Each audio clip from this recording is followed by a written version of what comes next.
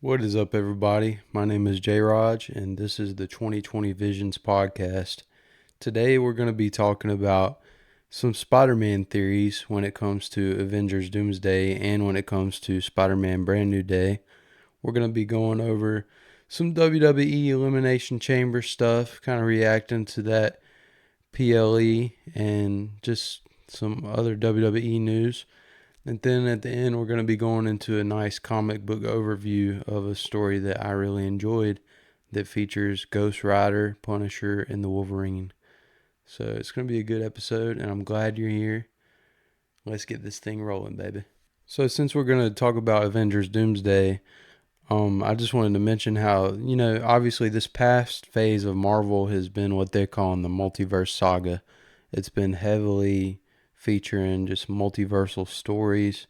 Um, a lot of the going back in time, trying to change the past, and those kind of things. And I do feel like there's a lot of confusion with the multiversal rules, for example. And looking at the poster behind me right here, Spider-Verse, I remember when I first watched Into the Spider-Verse back in like 2018, and I was like, what in the world is going on? Like, the concept of the multiverses was just so confusing to me. And for instance, like, I've tried to get my parents to watch Deadpool and Wolverine, and they just completely like didn't understand it. Like, the multiverse stuff is kind of complex for a lot of people to really grasp and understand. And so with that being said, there's a lot of debate on when it comes to Avengers Doomsday. There's been talks of if they're either going to split it up into two different parts with two different releases, Avengers Doomsday Part 1 and Part 2, or if they're just going to do one movie for it. And I'm not sure what they're going to do. Like, I can see the argument of people saying, oh, it needs two releases, but I can also see that if they want to do it in one, that's cool too, because in reality, these are just stories that need to have enough time to be told so that the broader audience can understand at least what's going on. Um, so I'm, even if it's a 3 hour movie or 3 hours and 45 minutes is what they're supposedly saying it might be, I'm down to do that as long as they give enough time for the story to get hashed out and explain how it needs to be. But like I said, I mean, when I first watched Into the Spider-Verse, I was really confused, and it's taken me years to realize some of the stuff about that movie. Like, I just realized this week that whenever Miles first meets the Spider-Man in the first movie, his senses go off, but instead of showing red and blue, like to go along with the spider sense and the Spider-Man colors, it shows green and purple around his head, which is a hint towards that universe's version of Miles turning into a prowler, because he was never supposed to get bit by that spider because the spider was from a different universe. So therefore, it changed that Miles's future because he got bit, and it made him phase into a whole nother universe because something that wasn't supposed to happen to him ended up happening. And then, we go on to see Across the Spider-Verse where he ends up meeting that old version of Miles that never did turn into Spider-Man and did turn into Prowler. So having two Mileses facing each other, it's kind of like, wow, this is crazy. But when you put thought into it, it makes perfect sense. And with that being said, it's like, I'm going to talk about a little bit of the plot of Spider-Man No Way Home and how I figure that it's going to tie into Avengers Doomsday. So in Spider-Man No Way Home, all the villains from other Spider-Man universes start to fade into Earth 616, which is Tom Holland's Spider-Man universe. And they make the connection that all of these villains were pulled away from their own universes in moments right before they died. So, if you've seen that movie, you know that Peter kind of made it a mission of his to help take care of their defects, whether it was scientific things like to help the lizard, or Dr. Kurt Connors never turned into the lizard, or he wanted to help Doc Ock with the defect of his suit that turned him crazy. So Peter's goal in No Way Home is to take these villains that are from other universes to begin with, change their defects, and then send them back to their universes.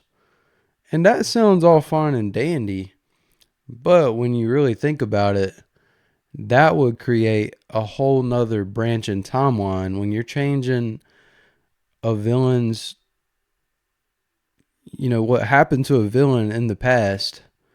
It doesn't just fix that past, it creates a new future and a new branch in timeline.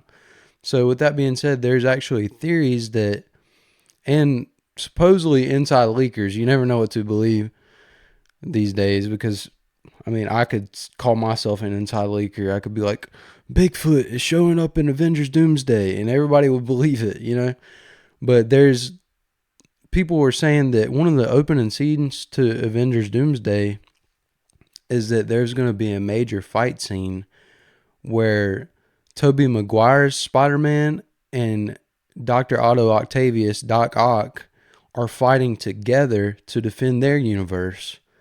And I think that would be sick to see. And it makes sense because you send Doc Ock back to that universe with his defects fixed. It kind of creates a branch in timeline where Spider-Man and Doc Ock do get along. And I don't know. We'll just have to see what happens. That just sounds epic. It could just be kind of like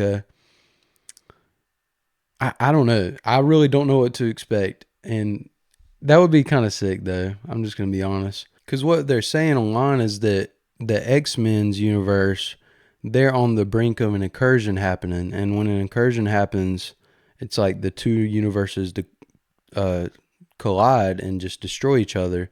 So supposedly the X-Men are going out to all these other universes and basically destroying them before their two universes collide, therefore saving their universe. I'm talking about the X-Men. So that's supposedly what the plot would be for Spider-Man and Doc Ock to be fighting together against the X-Men. Sounds very entertaining, but at this point, who in the world knows what's going to happen in this movie? But I'm going to move on to another theory that I've actually heard this week. And for me, it was the first time, and I was like, this is really interesting. And it has to do with Spider-Man Brand New Day. So this theory about Spider-Man Brand New Day more specifically has to do with the Punisher. And I will say, if you haven't watched the Punisher show by now, what are you doing? Because I'm in a drought right now. I'm like, man, I wish I had a new show to watch. I watched Wonder Man. I finished the Fallout show. And now I'm like, dang, I just got to wait on Daredevil Born Again. And I ain't got nothing to watch. So if you're somebody who has never watched the Punisher show, I wish I could be you, because that's a show I wish I could watch for the first time again. But to dive into it, I am going to discuss some things from the show. So if you don't want to hear that, then just watch the show and then come back and listen to this. So basically, Frank Castle, the Punisher, it shows flashbacks back to his days when he was in the military. And he was serving for the Marines, but because of how gifted he was as a soldier, he gets pulled into a more covert group of soldiers that are actually led by a corrupt CIA agent by the name of William Rollins. And they end up taking part in interrogating people, torturing people, even murdering people, and then just sweeping it under the rug. Like, it's illegal stuff, but they're doing it in a way to where it'll never get found out. So Frank and some of the other guys that are in that military unit, they start getting it to where it's weighing on their conscience and they want to get out of the military. So once they're out, this William Rollins CIA dude, he wants to get rid of all the evidence that he was ever involved in this stuff and that group ever even existed. So he starts sending out hits for all the former soldiers. And Frank Castle, the Punisher, is one of those. And that's actually how Frank Castle's family ended up getting gunned down and murdered. They were coming after Frank when his family was at the park, but they end up not killing him, but they end up shooting his kids and his wife. So that ends up explaining like the origin of how he became the Punisher, because his whole goal ends up being to go after the people who were responsible for the death of his family. So fast forward to Spider-Man Brand New Day, we know the Punisher is in that. And there was actually a really interesting theory that I heard this week, and I was like, dang, I haven't heard this before, but that's new, and it would really heat some things up. I ain't even gonna lie, dude. I was like, ooh, they could cook with this. So fast forward to Spider-Man Brand New Day, we know the Punisher is in that. And there was a really interesting theory that I heard, and when I heard it, I was like, dang, this could really spice things up. This could heat things up for that movie when it comes to the Punisher's involvement. So there's basically theories that mention about Peter Parker's parents, Richard and Mary Parker. In the comics, they have ties to the CIA, and they also have ties to top secret technology.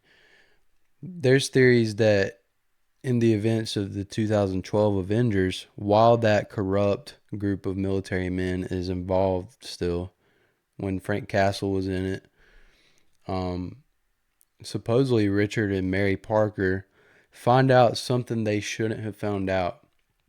And William Rawlins, the head of that covert, corrupt military group, ends up sending Frank Castle to kill Peter Parker's parents, Richard and Mary Parker, during the events of 2012 Avengers, where the Chitauri aliens are raiding New York.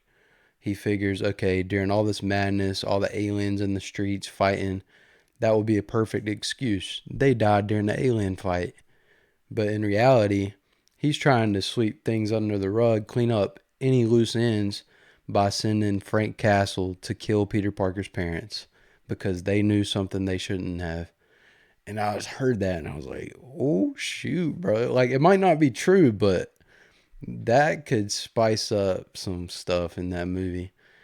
I think it would be interesting. And also, another thing is, we know that Yelena from the Thunderbolts is in Spider-Man Brand New Day.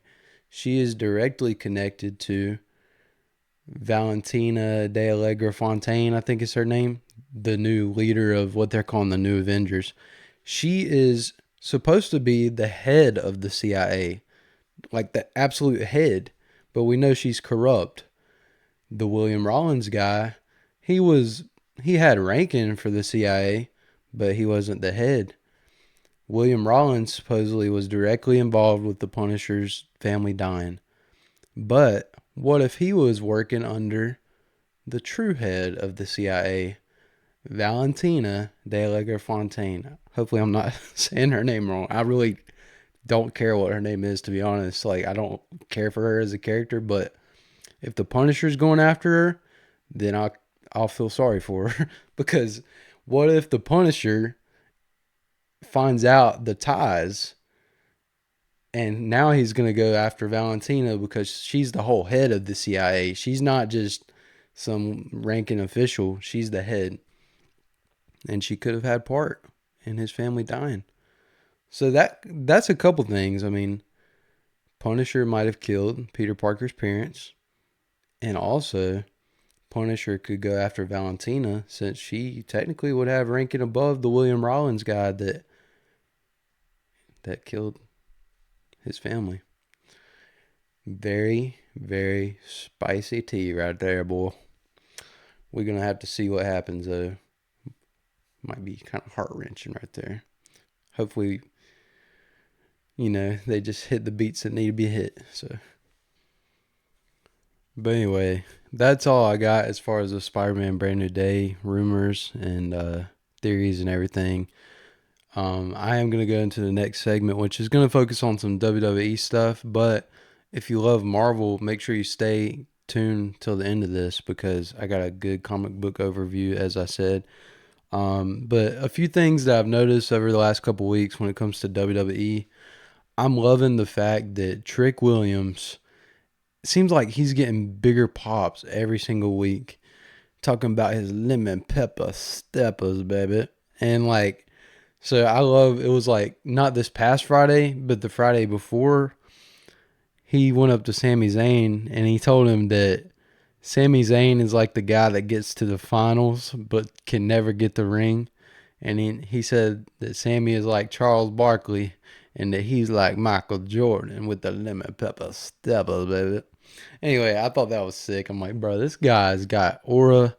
He's got the mic skills. In ring, he's pretty smooth too. The crowd's behind him. And another guy that I'm just loving seeing recently, and also it's awesome him and Trick Williams were both in the Elimination Chamber, is Javon Evans.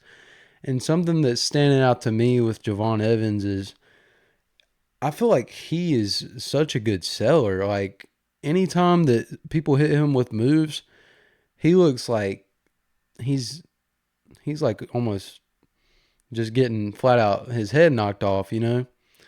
Kind of reminds you of Dolph Ziggler, how Dolph Ziggler can make any opponent look good by the amount of selling he can do, how dramatic it is. But one of my favorite moves in the WWE right now is actually Javon Evans' tornado kick that he's been doing. I don't even know how to explain it. It looks like something off of like Street Fighter or Mortal Kombat or something. It is so cool. And I'm loving that WWE is giving them opportunities and attention, you know. I mean, they're not quite in the main event matches, like getting the championship opportunities, but they're one step away from being there, which I love. Some other stuff that's been going on is Paul Heyman came out with Brock Lesnar the other night and said that Brock Lesnar is going to be doing an open challenge at WrestleMania. So there's a lot of people kind of wondering, okay, who's that going to be? There were rumors supposedly as of the end of January, and I talked about this on my last episode, was that on paper, WWE producers had wrote down that Brock Lesnar and LA Knight were supposed to face at WrestleMania. And when I originally heard it, I was like, I wouldn't mind that. Maybe give LA Knight a win and act as if Brock Lesnar is a stand-in for the Vision. But after Elimination Chamber, I'm not sure that I want to see LA Knight against Brock Lesnar, and I will go into why that is. Personally, I think it's just going to be Obafemi. That seems like the right choice. I mean, you teased us like crazy, WWE. They were just staring each other down like every 10 seconds in the Royal Rumble match, but you never really gave us them scrapping. Y'all was just toying with us. But give us what we want. Give us what we want. Throwback to Batista. But anyway, I don't know. I think it's going to be Brock versus Obafemi at WrestleMania. Drop a comment who you think it's going to be. But the story of recent, though, is the Vision. So, I mean, first off, Seth Rollins faked an injury to win the title from CM Punk with his Money in the Bank cash in. Then he goes on to actually get injured. Then you got this masked man running around. Everybody's like, who's the masked man? Seth Rollins injured. Well, next thing you know, they announced that Braun Breaker has gotten injured. And it's like, oh, crap. Now their momentum is kind of slowing down now. So it's like, okay, well, at least they got Bronson Reed. Nah. They didn't even got Bronson Reed anymore. He did some weird cartwheel thing in a match and messed up his arm. So now we're down to Logan Paul and Austin Theory. What? Like, what are you going to do with that? Like, you had LA Knight going after the Vision and then they just took themselves out. Like, oh my gosh. I mean, Bronson Reed ended up being that he qualified for the Elimination Chamber match. And we knew that LA Knight was in it too. And I think that was just going to be a big thing. Like, they're going to have a good back and forth in the Elimination Chamber, and maybe LA Knight can officially get his revenge on the Vision in the form of him just getting to eliminate Bronson Reed or something like that. But once Bronson Reed got injured, it's like Now what? Well, and this speaks volumes of what happened next in WWE. Jey Uso was technically qualified for the Elimination Chamber match, but he got found beat up backstage and had to be sent off in an ambulance the night before the match, and therefore making it to where somebody else had to be put in his place. They ended up having Paul Heyman politicking his way into getting Logan Paul into the Elimination Chamber match because they had to have a stand-in for the Vision. They obviously had this lingering storyline. They still wanted LA Knight to kind of get to be going after the Vision in some sort of way. But just Logan Paul replacing Bronson Reed, I feel like it's not as believable because they ended up having Logan Paul eliminate 3 people in the Elimination Chamber. And to me, they were just kind of low impact. At one point, Cody Rhodes hit Trick Williams with the Crossroads. Logan Paul pushes Cody Rhodes to the side and he pins Trick Williams. Bro, this ain't no triple threat. This is Elimination Chamber. He was going to get eliminated either way. I was just thinking, what are you doing? Like, it just wasn't as believable. His weak punch where he looks like he's doing this with his arm. I'm like, dude, you wasn't a real boxer to begin with. Your brother is, but not you. Like, I'm not buying that move. I'm not buying the fact that you're eliminating these people like that. Bronson Reed, it would have been more believable. Dude's massive, a giant. Like, he can easily just topple most of the guys that were in there. So that just kind of landed flat for me when it came to the replacements Division had to make and the last minute changes that impacted the Elimination Chamber match. But speaking of last minute changes that they had to make for the Chamber match because of Division's injuries, I think it speaks volumes about who they decided to take out of the match, and that is Jey Uso. I mean, in reality, do you really think that Jey Uso would be trusted by WWE officials and wrestlers if he was put in an Elimination Chamber match that the plans got turned upside down for the day before? No. Like, Jey Uso would botch the crap out of that match. And also, I think it sheds light on the fact that his storytelling is so shallow. This is the only story he can say. Yeet. Like, dude, like, that doesn't translate to you being in anything impactful or anything hard hitting. Like, yeah, a lot of kids like to dance to your music, but what are you doing in the ring? What are you doing on the mic other than stuttering and forgetting what you're supposed to say? I just don't think WWE looks at Jey Uso as someone who's very reliable when plans shift.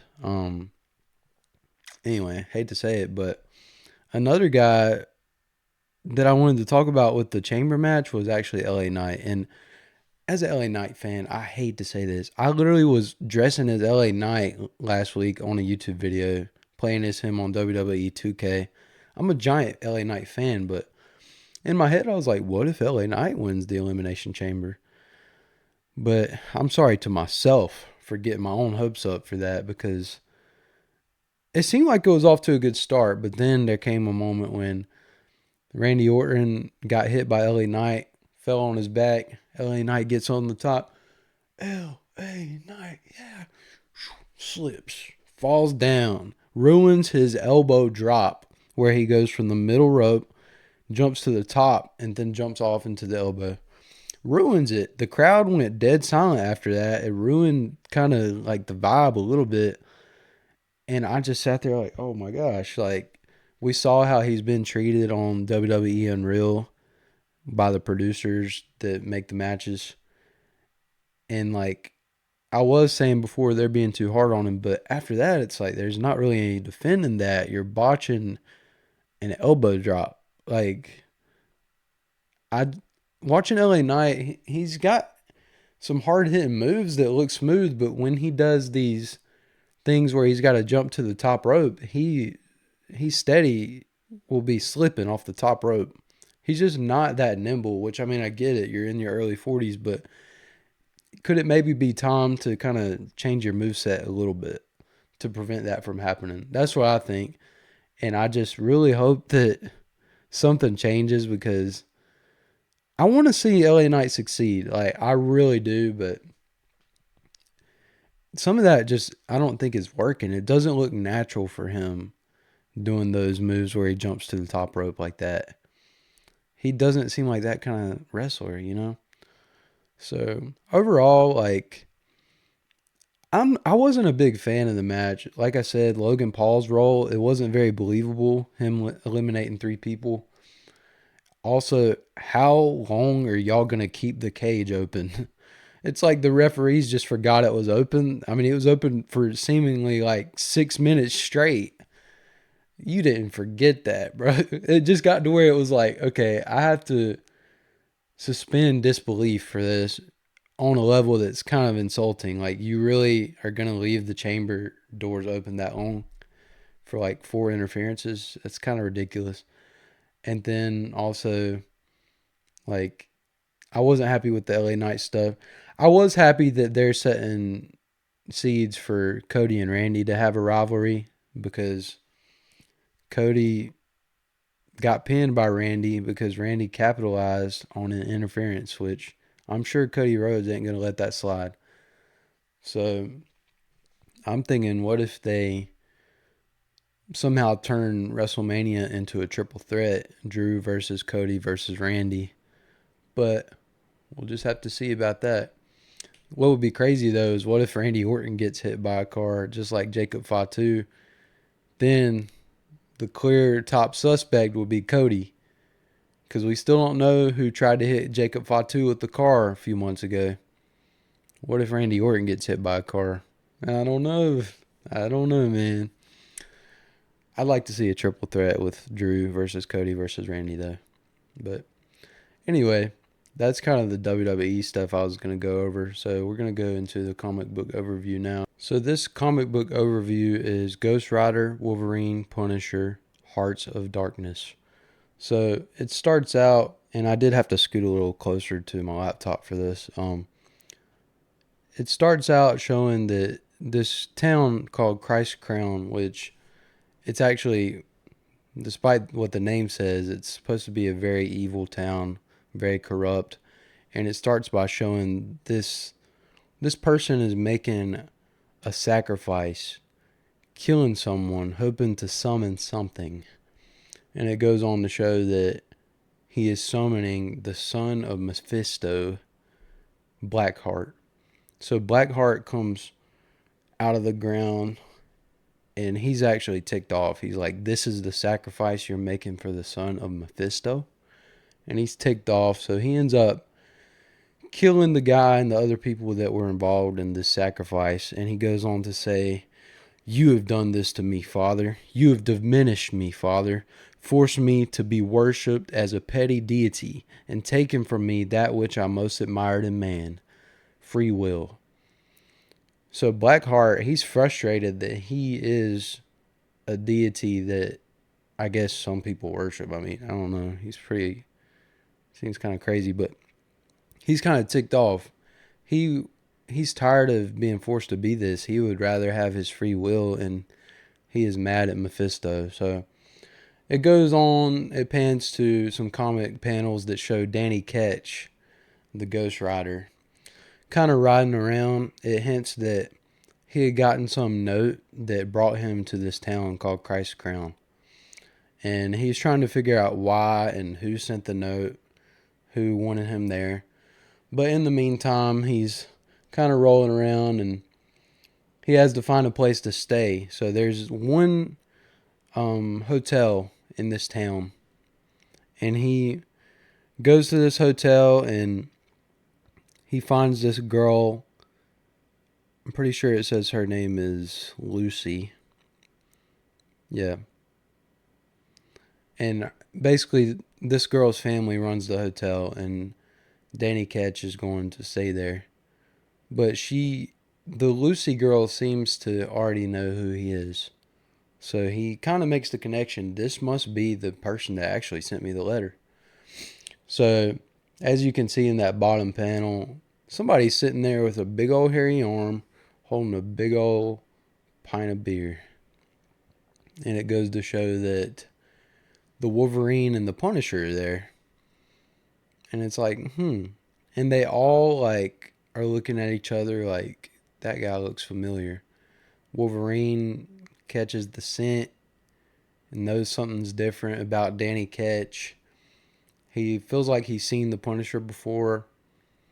And it goes on to kind of show them interacting, and they're eating with this little girl, Lucy, but they end up going up to their rooms, all interacting with each other. And Wolverine calls out Punisher's fake mustache, which is kind of funny.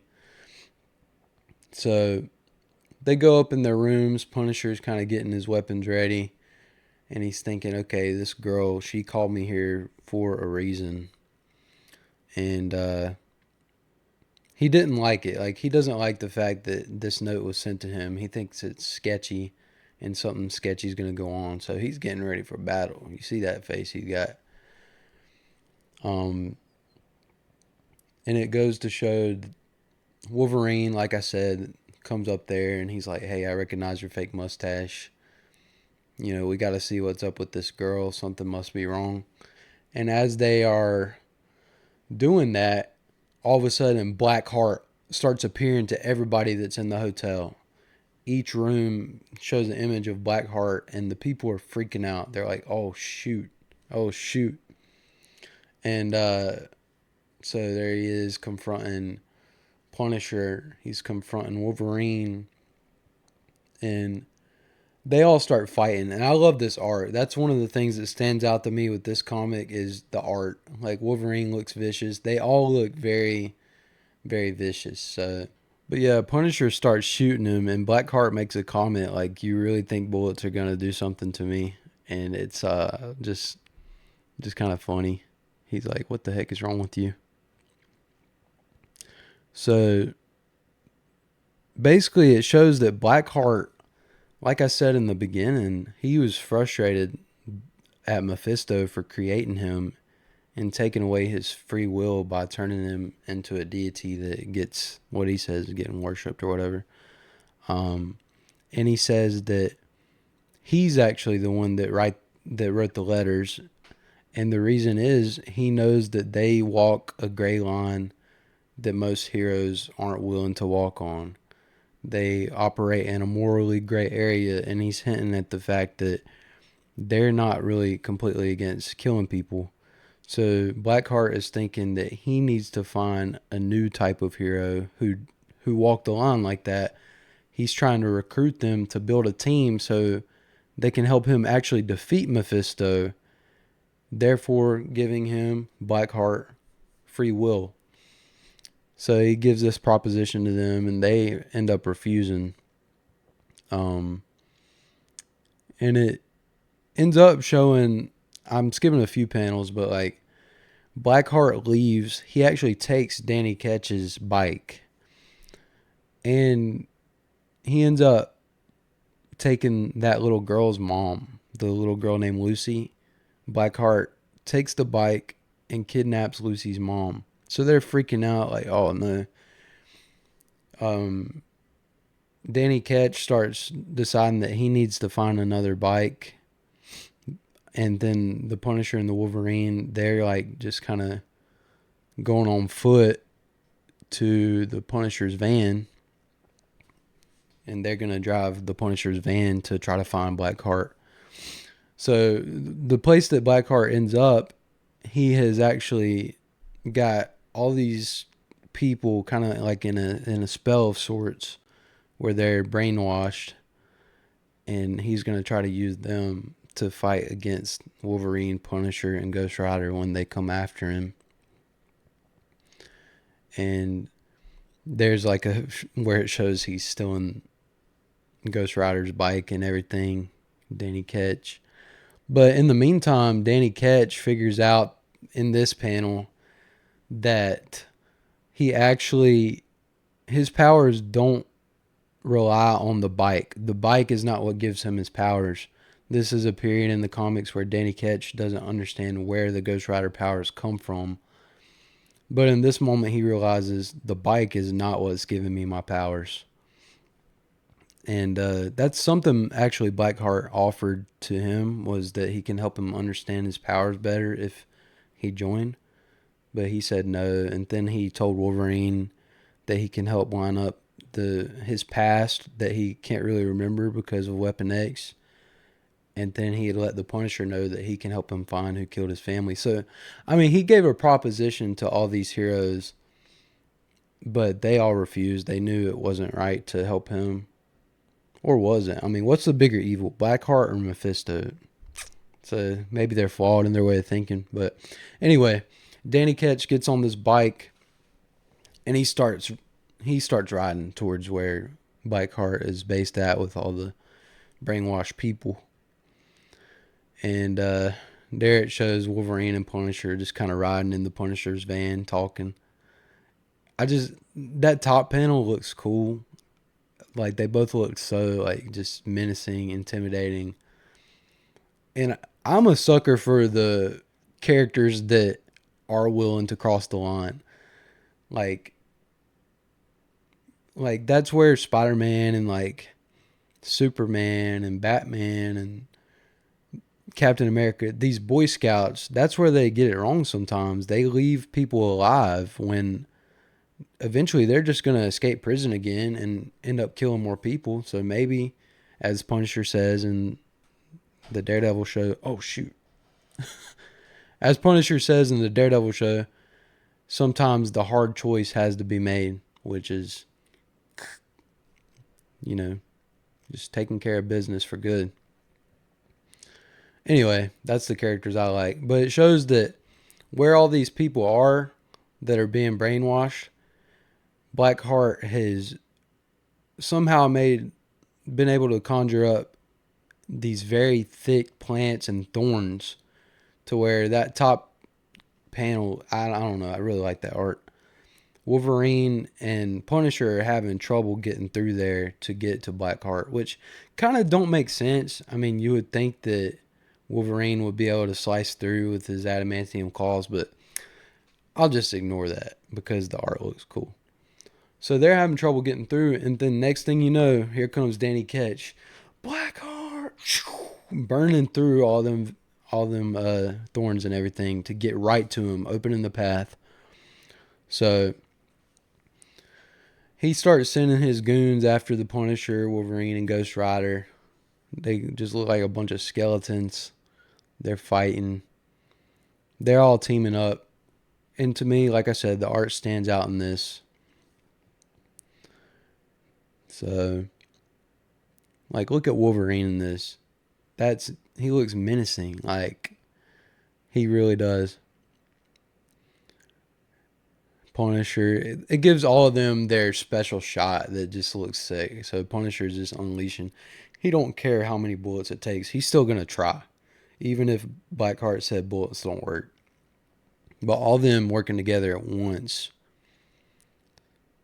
ends up working in their favor. There's Ghost Rider doing his thing. And then it shows freaking some kind of entity of Mephisto shows up.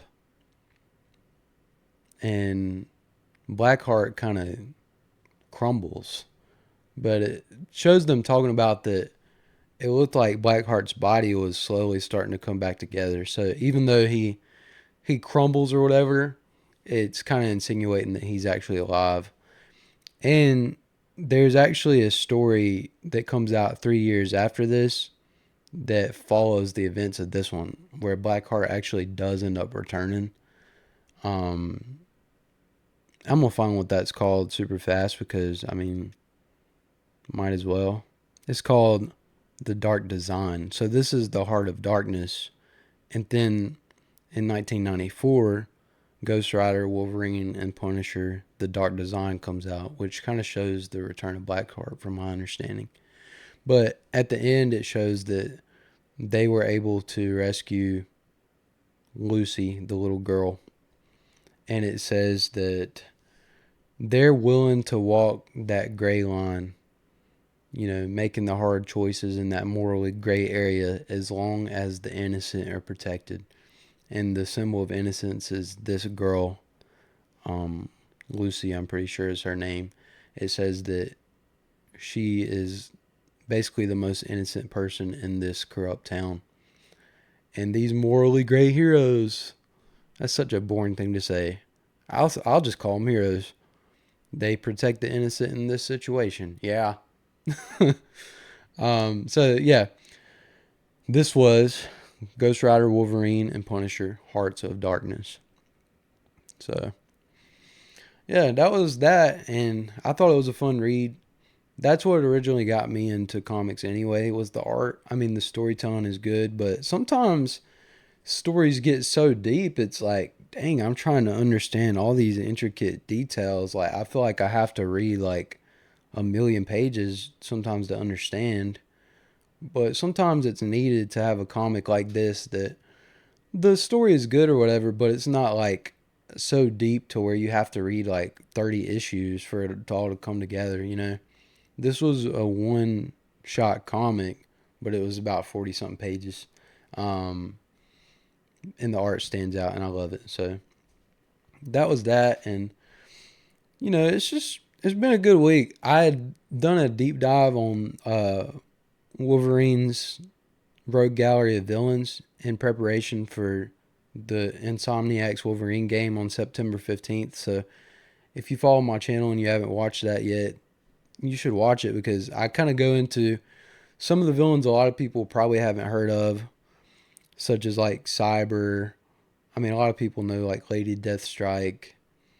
I went into Omega Red on there, who's one of my favorite villains. And yeah, so watch that if you haven't already. And I will say about Blackheart, when it comes to gaming, I'm a big fan of the old Marvel vs. Capcom games.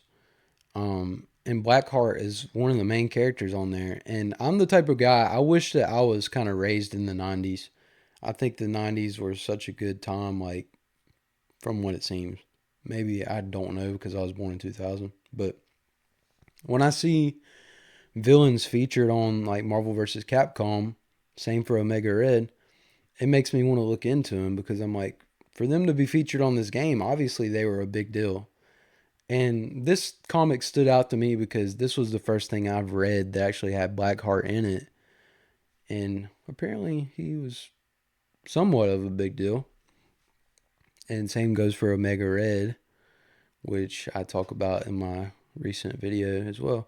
Anyway, I'm just kind of rambling, but this has been the 2020 Visions podcast, and I'm your boy J Raj, and I'm just glad you're here, and I'm glad you watched all this. And you know, just tune into my YouTube. I'm stepping up the quality, baby. I'm getting better day by day. I don't want you to miss out. So hit a RKO to that subscribe button. Drop a comment. Drop a like if you like the video. And I'm glad that you tuned in for the 2020 Visions podcast, where we always see the vision, baby. Yeah. See ya.